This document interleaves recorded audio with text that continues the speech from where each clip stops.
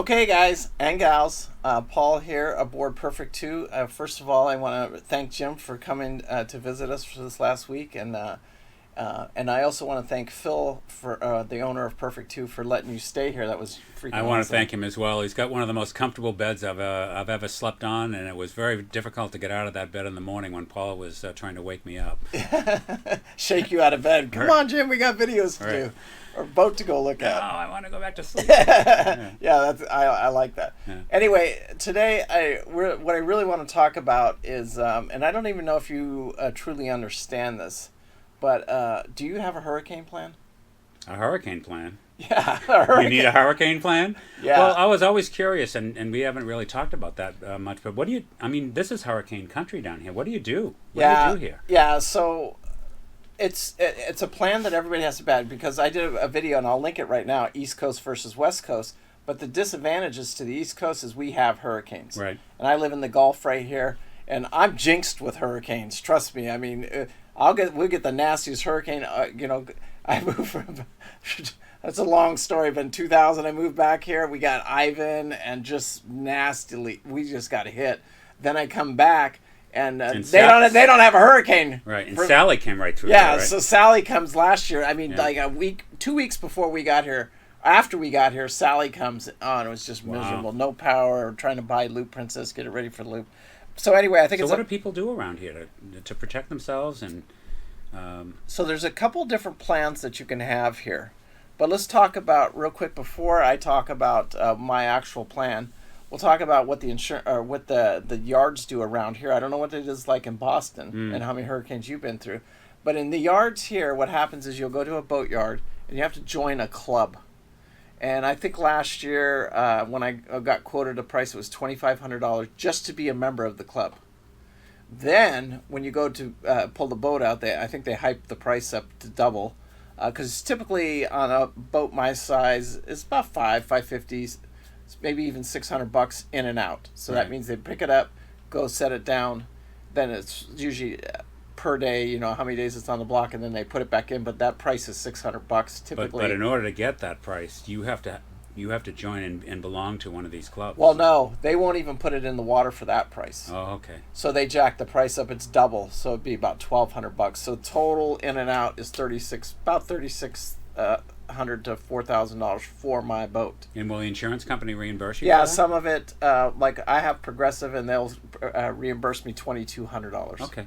So, because they prefer that the boat would be out of the water. But my hurricane plan here at this particular, in this state, and it's one of the reasons I'm here at this marina, is this marina is a hurricane hole. Okay.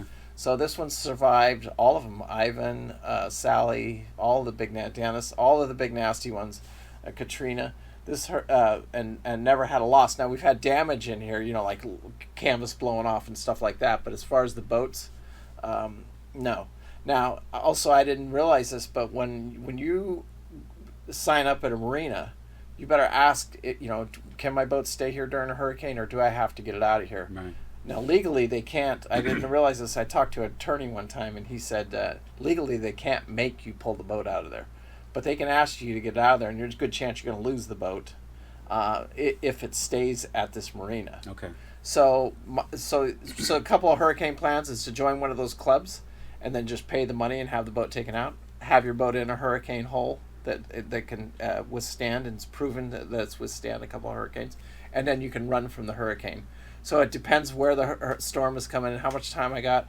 I've got an out right here in Mobile Bay, so I can run right up the Tim Tom right here, and get up the river and head up freshwater. So you've got a number of options. Yeah, or I can go east or west. So anyway, I have a bunch of options. So, and I don't know what your options are going to be, but I know my hurricane plan right now is to stay right here in this marina. Take all my canvas off, take all my panels off. You mentioned something the other day about do I board up the windows, right. And I don't right now. I don't have that plan, but it may be something I may consider, sticking some type of a plywood system where even if I just roped them on there, because all it takes is, it doesn't take much, and you bust a window or lose a window real quick. A 2x4 flying through a hurricane will kill you, or it'll certainly go through a window. Yeah, right. Pretty easy. So it's something I could improve on my hurricane plan if I don't want to mess with it. My best plan is I hope I never go through another one ever in my life, because they're miserable. Yeah. So in Boston there, what do you do with the cat now? Well, I mean, we've had a number of hurricanes, go through Boston over my lifetime, but most of the hurricanes that come up the East Coast usually fizzle out by the time they get to Boston, and you may have a tropical storm, you may have a lot of rain, you may have a lot of wind. You might have a Category 1, type of hurricane. Most of them fizzle out, and every once in a while, some of them pop through. But that's because of the colder water. They hit that colder water, and they exactly. Okay. So one of the things that the insurance companies require you to do is when that is going to happen, they want you to take your boat out of the water. They will pay you to take the boat out of the water and then put it. And then which they do that here. They just don't cover all of it. And so that's what I've been doing with the cat boat when you know that a bad storm is coming up the coast, and it might cost $500 or $600 or something like that to have that done. And so you don't join a club like we do? No, there's no. I'm not even sure there's even any such thing up in Boston. Oh well, we don't want to educate them up there.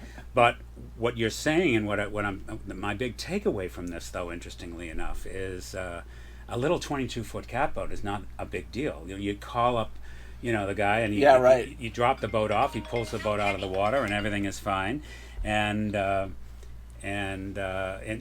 you go, and you put the boat back in the water again. But all of a sudden, I'm going to be the owner of a 36-foot boat now, and I'm not sure it's all that simple to just call the guy up and say, hey, can you take my boat out of the water? Yeah. It sounds to me like I've got to have something set up in advance, so that if something like that ever happens. Yeah, and so what I would recommend is when you get back, go ahead and check on that. Yeah, go ahead and see what other people do and make plans accordingly. Yeah, that's what I would do. I would check into, so right up front what you're getting into. Yeah. So great advice. Once again, thank you very much. Anyway, thank you so much for joining us this week. And we'll remember to live life with no regret. I do, and try and stay out of those hurricanes. But if you get in one, have a plan. Yeah, absolutely. All right. Anyway, peace out. Remember, live life with no regret. I do, and thank you guys so much for watching. Make sure you hit that like and subscribe. Share it with your friends and on social media. We do appreciate it. And please leave a comment down below. I want to hear what your hurricane plan is. If you own a boat watching this video, what is your hurricane plan? And particularly if you live in Boston, I'd love to know your hurricane plan. Yeah, nice. All right, anyway, thank you guys. Bye.